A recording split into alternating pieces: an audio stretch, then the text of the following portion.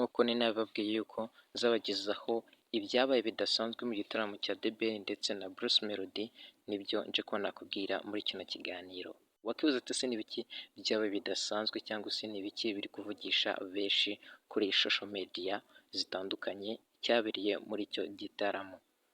Ibyabaye ni uko Pamela yaje kugaragaza yuko nanone afana Bruce Melody, gusa ntabwo yabigaragarije muri icyo gitaramo uwo munsi, yariturije ahubwo abigaragaza bukeye ku itariki ya 2 y'ukwezi kwa mbere 2026, uyu mwaka mushya twatangiye.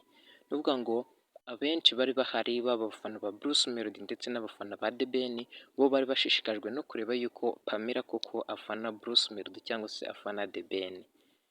Ntago byaje kuba byagaragara neza aho ngaho, gusa yagaragaraga yuko nk'ubundi ari kuvibinga indirimbo ya Pom Pom ya Bruce Melody yakoranye na Diamond Platnumz, imaze kurebwa n'abasaga 878,000 ku rubuga rwa YouTube ku muyoboro wa Bruce Melody ubu turi kuvugana. Urumva yuko ari indirimbo nziza rero kandi imaze igihe gito cyane igiye hanze.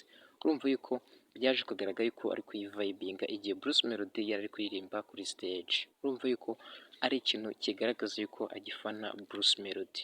Naho icyakuyeho abantu kandi bagashyiraho gihamya bakabifata nk'umwanzuro, nuko ku itariki ya 2 yaje kuba yapostinga akavideo kari short kuri Instagram account yiwe, babona yuko ari kuririmba anabyina indirimbo ya Bruce Melody. Bino bikaba ari ibihamya yuko afana Bruce Melody bya nyabyo, atari bya bindi byo gupapira by'abantu bisanzwe. Si ibyo gusa kandi, nk'ubwo bitagaragaye yuko Pamela afana Bruce Melody muri icyo gitaramo, gusa imyenda yari yambaye yasaga neza n'iya Bruce Melody.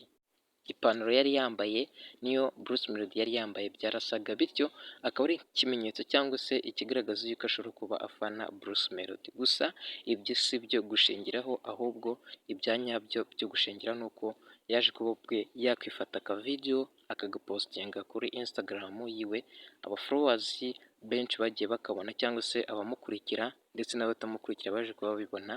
Abafana ba The Ben ndetse na Bruce Melody bihutiye kuka downloadinga, barongera bagakora repost kuri social media zabo bagaragaza ko Pamela afana Bruce Melody bya nyabyo. Urumva yuko rero ari ikintu kidasanzwe cyabereye muri icyo gitaramo.